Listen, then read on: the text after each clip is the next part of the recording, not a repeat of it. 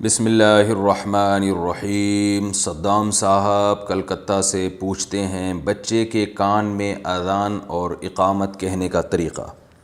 کیا بچہ پیدا ہونے کے ایک ہفتے بعد اس کے کان میں اذان دے سکتے ہیں؟ نیز کس کان میں اذان اور اس کان میں اقامت دینی چاہیے؟ اور کیا اقامت میں قد قامت الصلاۃ بھی کہنا ہوگا یا نہیں؟ جناب صدام صاحب، ایک ہفتے بعد بھی دے سکتے ہیں اذان، جلدی دینی چاہیے۔ طریقہ یہ ہے کہ آپ بچے کو گود میں لے کے کھڑے ہو جائیں اور آپ کا رخ قبلے کی طرف ہو، بچے کا جو دایاں کان ہے یعنی رائٹ سائڈ والا کان، اس کا رخ آپ کے ہونٹوں کی طرف ہو، تو آپ اذان کہیں جیسے اذان دی جاتی ہے، لیکن اتنی زور سے نہ کہیں کہ بچہ ڈر جائے بیچارہ۔ اور پھر بچے کو گھما دیں، تو گھمانے کے بعد لیفٹ کان میں اس کے آپ اقامت کہیں جیسے اقامت کہی جاتی ہے، اور اس میں قد قامت الصلاۃ بھی کہنا ہے۔ کیا عورت کو چھونے سے وضو ٹوٹ جاتا ہے؟ کیا نامحرم عورت کو ہاتھ لگانے سے مرد اور عورت دونوں کا وضو ٹوٹ جائے گا؟ محمد ثقلین منڈی بہاؤالدین سے۔ امام شافعی رحمہ اللہ تعالیٰ کی جو تحقیق ہے ان کے فقہ کے مطابق تو وضو ٹوٹتا ہے، لیکن جمہور کے نزدیک ایسا نہیں ہوتا۔ حنفیہ کے نزدیک بھی وضو نہیں ٹوٹتا۔ ہاں، اگر کیا نام ہے کسی نے شہوت سے ہاتھ لگایا اور مزی وغیرہ کا قطرہ خارج ہو گیا تو پھر بہرحال اس سے وضو ٹوٹ جائے گا۔ موبائل کے بیک کور پر تصویر کا حکم۔ موبائل کے بیک کور میں یادداشت کے لیے، کسی کو گفٹ کرنے کے لیے جو فوٹو پرنٹ کرواتے ہیں، اس کا کیا حکم ہے؟ دیکھیں، پرنٹڈ فوٹو تو جائز نہیں ہے جب تک شدید ضرورت نہ ہو۔ گفٹ دینے کے لیے اس کی تصویر لگا دینا، یہ کوئی ایسی ضرورت نہیں ہے جس پہ تصویر کو حلال کہا جا سکے، کیونکہ رسول اللہ صلی اللہ علیہ وسلم کا ارشاد ہے، ان من اشد الناس عذابا یوم القیامۃ المصورون۔ قیامت میں سب سے سخت ترین عذاب ان لوگوں کو دیا جائے گا جو تصویر بناتے ہیں۔ تو اس تصویر کا جو مصداق ہے نا، پرنٹڈ تصویر جو عرب میں ہوا کرتی تھی، جو شرک کا ذریعہ بھی بن سکتی ہے اور اس میں تصویر کی تعظیم بھی ہوتی ہے، تو اس لیے اس سے اجتناب کریں آپ۔ کوئی ضرورت ہو پاسپورٹ کے لیے یا کوئی بھی معقول ضرورت ہو، گفٹ تو ویسے بھی تصویر کے بغیر بھی دیا جا سکتا ہے نا، گفٹ تو کوئی ایسی ضرورت نہیں ہے، نام لکھوا دیں آپ اس کا اس پہ۔ والدین بوڑھے ہوں تو جماعت میں جانا۔ مجھے جماعت میں 4 ماہ چلہ یا سیروزے پہ جانا پڑتا ہے، یہ نوٹ کر لیں۔ والدین بوڑھے ہوں تو تبلیغی جماعت میں جانا، یہ عنوان ہونا چاہیے اس کا، ٹھیک ہے نا۔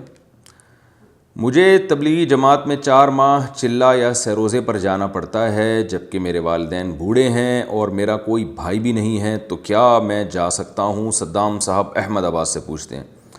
بھئی، والدین کی خدمت کرنے والا پیچھے اگر کوئی موجود نہیں ہے اور والدین کو ضرورت بھی ہے تو پھر آپ تبلیغ میں نہیں جا سکتے، اور تبلیغ کے جو اکابر ہیں، بزرگ حضرات ہیں، وہ بھی منع کرتے ہیں۔ جب وہ پوچھتے ہیں تو کیا حال احوال ہیں، گھر میں کون ہے، تو آپ جب بتائیں گے تو وہ خود بھی آپ کو اجازت نہیں دیں گے جانے کی۔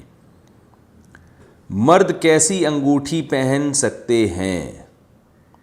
مردوں کے لیے انگوٹھی پہننے کا سنت طریقہ کیا ہے؟ نیز کتنے گرام کی انگوٹھی پہن سکتے ہیں؟ تبشیر انصاری انڈیا سے۔ بھائی، مرد صرف چاندی کی انگوٹھی پہن سکتا ہے اور اس کی مقدار بھی 4.374 گرام سے زیادہ نہیں ہونی چاہیے، یعنی اتنے گرام چاندی اس میں ہو، اس سے زیادہ چاندی نہ ہو۔ باقی اس میں اگر کوئی پتھر لگانا چاہے تو پتھر کوئی بھی لگا سکتے ہیں، لیکن یہ پتھر خوبصورتی کے لیے ہونا چاہیے، کوئی عقیدہ غلط نہ ہو کہ یہ والا پتھر لگانے سے یہ ہو جائے گا، جیسے آج کل لوگوں میں غلط عقیدے پھیلے ہوئے ہیں۔ تو چاندی کی پہن سکتے ہیں، اس کے علاوہ کوئی اور دھات نہیں ہو سکتی، نہ سونا، نہ پیتل، نہ تانبا، اور کوئی انگوٹھی نہیں پہن سکتے آپ۔ پراپرٹی لیز پر دینے کا حکم۔ اگر پیسوں کی ضرورت ہو تو کیا اپنی پراپرٹی لیز پر دے سکتے ہیں؟ سید حیدر ایبٹ آباد سے۔ بھائی، لیز پر تو کرائے پر ہی ہوتی ہے، دے سکتے ہیں۔ آپ کی کچھ اور مراد ہے تو وہ واضح کریں آپ کیا پوچھنا چاہتے ہیں۔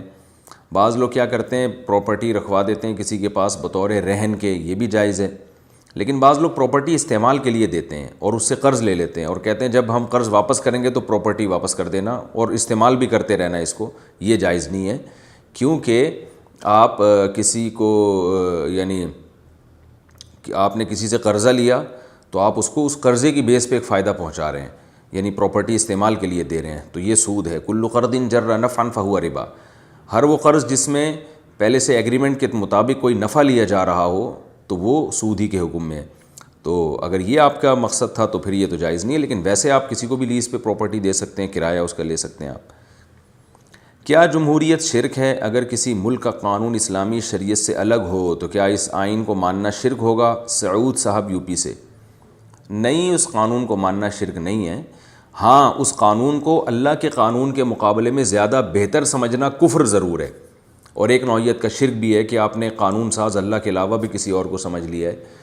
تو لیکن دنیا میں جو ہم مختلف قسم کے قوانین ہیں، جو بہت سارے غیر شرعی بھی ہوتے ہیں اس میں، تو ان قوانین کی دو قسمیں ہیں۔ ایک تو وہ کہ بعض چیزوں کا تعلق تو ایسا نظم و ضبط سے ہے، اس میں شریعت نے ہمیں کوئی قانون بتایا ہی نہیں ہے، اسی لیے نہیں بتایا تاکہ حکومت اپنے وقت کے لحاظ سے اس میں قانون سازی کر سکے اور وہ ہر زمانے میں چل سکے۔ تو کچھ چیزیں جیسے ریڈ سگنل پہ ہم گاڑی روک لیتے ہیں، تو گاڑی جو ہم ریڈ سگنل پہ روکتے ہیں، اس میں شریعت تو نہیں ہمیں کہا نا کہ ریڈ پہ روکو اور گرین پہ چلاؤ، شریعت نے تھوڑی کہا ہے ہمیں۔ یہ زمانے کے لحاظ سے حکومت نے قانون سازی کی اور دنیا نے اس کو مانا کہ بھئی ریڈ پہ روکنا ہے، گرین پہ چلانا ہے۔ تو اس طرح کے بہت سارے قوانین ہیں، تو ایسے قانون میں تو ظاہر ہے اس کو صحیح سمجھا جائے گا کیونکہ اس کا لوگوں کے فائدے سے تعلق ہے۔